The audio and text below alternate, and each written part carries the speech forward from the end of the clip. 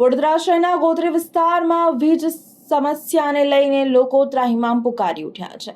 લાંબા સમય સુધી વીજ કાપ થતા લોકોમાં રોષ ભરાયો હતો અને લોકો એમજીવીસીએલની કચેરીમાં જ સૂઈ ગયા હતા.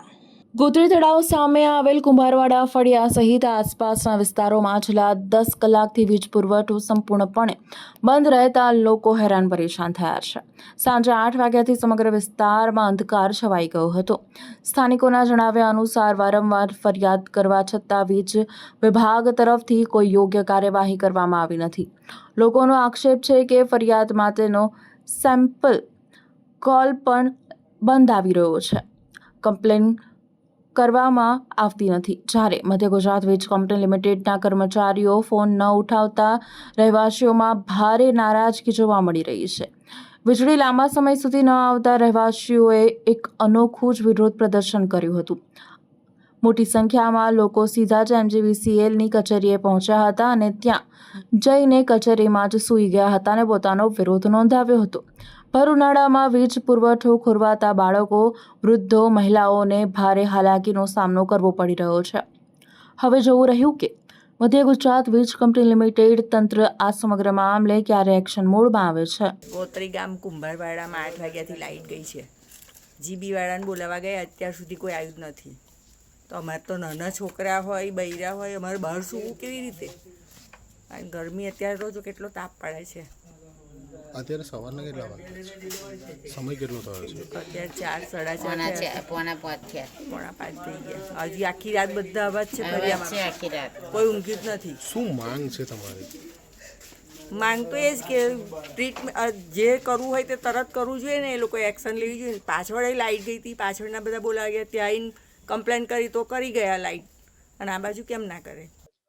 હું ગોત્રી સેમનગરમાંથી આવું છું અને આપણે ઇસ્યુ છે લાઇટનો. સવારથી લાઇટ છે નહીં. લક્ષ્મીપુરા સબ ડિવિઝનમાં એઝ અ સરકારી એમ્પ્લોય કોઈ એવો છે નહીં કે આપણને રિસ્પોન્સ આપી શકે. અમે ફોનો કરીએ છીએ, ફોનો વ્યસ્ત આવે છે, ઘડીકમાં સ્વિચ ઓફ આવે છે.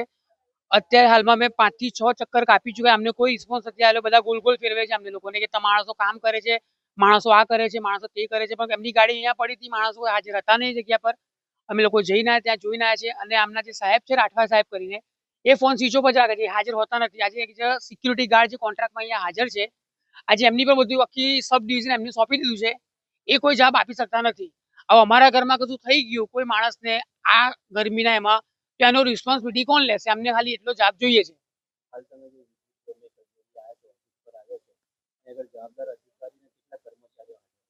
એક પણ કર્મચારી હાજર નથી. ખાલી એક જ છે જે કોન્ટ્રાક્ટ બેઝિક પર છે, સિક્યુરિટી ગાર્ડ. એના સિવાય કોઈ જ નહીં. અમે કોલ કરવામાં તમે કહેતા તો તમે લાઈવ કોલ લગાવી શકું છું. એમનો ફોન સ્વિચ ઓફ જ આવશે અત્યારે પણ. કન્ટિન્યુઅસ એમના ફોન સ્વિચ ઓફ જ આવે છે. કોઈ મતલબ નથી એમનો કોલ કરીને, કેમ કે એમના ફોન ઘરે ઘરે સ્વિચ ઓફ જ આવે છે અને ના કોઈ રિસ્પોન્સિબિલિટી કશું જ નથી.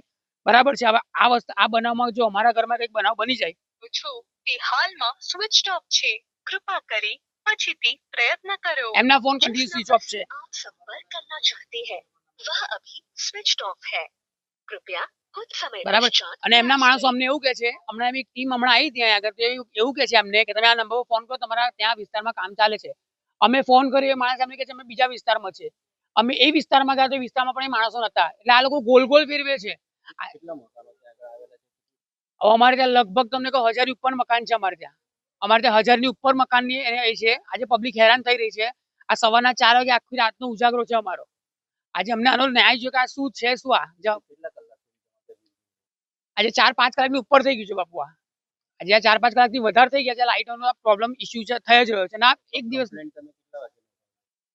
કમ્પ્લેન્ટ તો અમે ક્યારની નોંધાયેલી છે, ક્યારની નોંધાયેલી. અમે 3-4 કલાક પહેલા પણ નોંધાઈને ગયા છે, પણ આનો કોઈ જવાબ નથી આવતા. પ્લસ બીજું એ છે કે આ લોકો કોઈ રિસ્પોન્સ ના, આ લોકોનો કોઈ છે જ નહીં કે અમે લોકો કોઈ જવાબ આલીએ.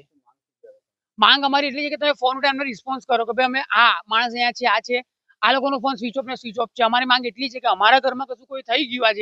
આજે મારા ઘરમાં હાર્ટ પેશન્ટ છે,